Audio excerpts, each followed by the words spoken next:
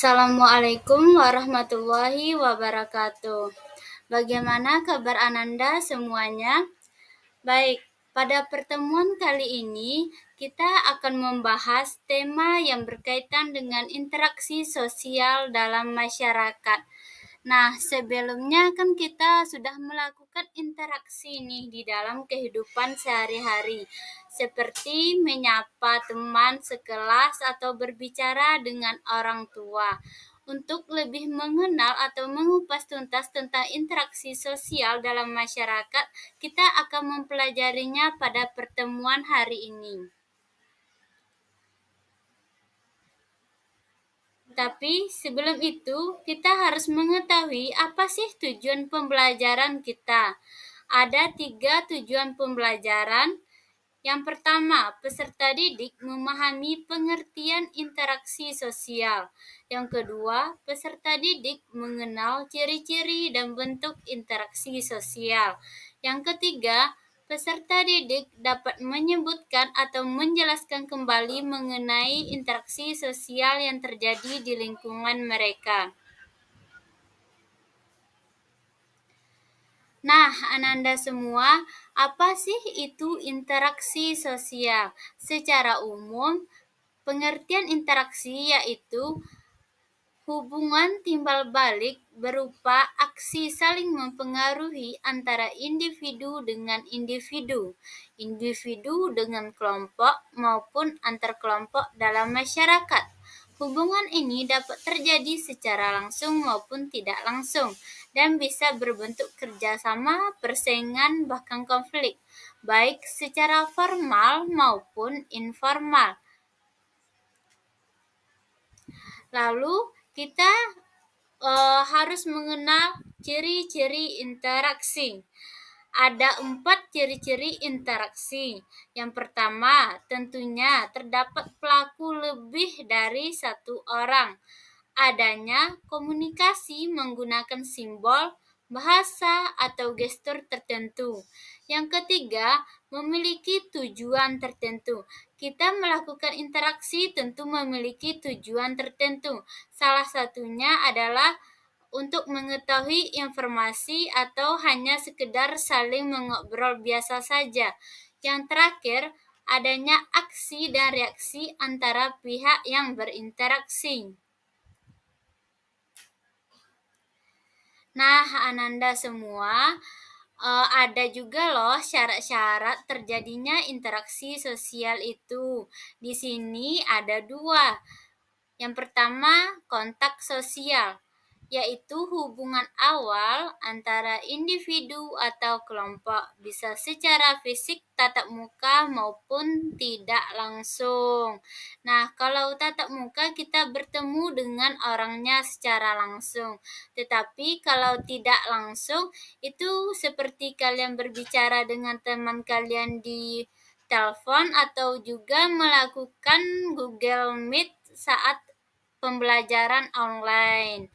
Yang kedua, adanya komunikasi, yaitu proses penyampaian dan penerimaan pesan, baik secara verbal maupun non-verbal. Kalau secara verbalnya yaitu seperti yang kita lakukan, kita berbicara ataupun mengobrol dengan teman kita itu termasuk dengan verbal atau itu sudah ada penyampaian dan penerimaan pesannya. Kalau non-verbal mungkin seperti kalian chat teman kalian di WA, di Twitter ataupun di Instagram. Nah, selanjutnya kita memasuki bentuk-bentuk interaksi. Yang pertama ada interaksi asosiatif, yaitu mendukung keteraturan sosial. Pertama, kerjasama. Contohnya, gotong royong, kerja kelompok, atau kolaborasi dalam komunitas. Lalu, akomodasi, upaya meredakan konflik, misalnya melalui mediasi atau kompromi. Kalau lebih sederhananya, misalnya ada teman kalian yang berkelahi, lalu kalian membantu sebagai penengah. Itu sudah termasuk mediasi ya anak-anak. Lalu adanya asimilasi, penyatuan dua budaya menjadi satu budaya baru. Yang terakhir ada akulturasi, perpaduan dua budaya tanpa menghilangkan ciri khas masing-masing.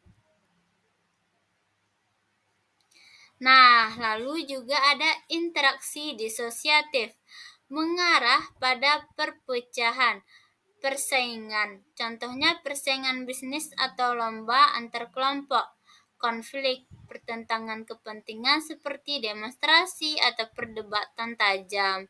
Lalu kontravensi, sikap menentang secara tersembunyi atau tidak langsung. Selanjutnya, mari kita mengenal lebih lanjut tentang contoh-contoh interaksi sosial. Yang pertama, seperti yang Ibu jelaskan di awal pembelajaran, saling menyapa. Bisa juga saat bertemu di jalan ataupun di mana saja. Lalu gotong royong, seperti membersihkan lingkungan sekitar, ataupun juga saat kalian membersihkan lingkungan sekolah secara bersama-sama. Lalu diskusi kelompok di sekolah. Lalu negosiasi antara pembeli dan penjual di pasar. Nah, yang terakhir itu seminar atau pelatihan yang melibatkan banyak peserta. Lalu ayo kita lihat faktor-faktor pendorong interaksi. Misalnya di sini ada imitasi. Apa sih imitasi itu? Imitasi yaitu meniru perilaku orang lain. Lalu sugesti, pengaruh dari pihak lain. Selanjutnya ada identifikasi, proses menjadi sama dengan orang lain. Lalu simpati dan empati, perasaan peduli terhadap orang lain. Selanjutnya ada motivasi, dorongan untuk mencapai tujuan bersama. Kita lihat contoh nyatanya. Contoh atau konsep terbaru yang sangat terasa interaksi dalam masyarakat adalah ketika kalian berbicara dengan teman di sekolah atau berbelanja di kantin saat jam istirahat. Itu adalah salah satu contoh sederhana dalam interaksi sosial yang sering kita lakukan. Nah, Ananda semua, dari penjelasan Ibu tadi, apakah ada pertanyaan tentang interaksi sosial dalam masyarakat? Kalau ada, silahkan Ananda ajukan pertanyaannya untuk pemahaman lebih lanjut.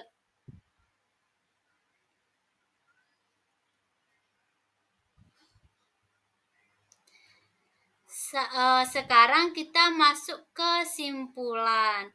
Dari semua penjelasan Ibu tadi, secara sederhananya, interaksi adalah yang dilakukan oleh dua orang atau lebih. Contoh interaksi sosial dalam masyarakat yaitu berbicara dengan teman, bergotong royong, dan ada pun bentuk interaksi terbagi menjadi dua, yaitu interaksi asosiatif dan juga interaksi disosiatif.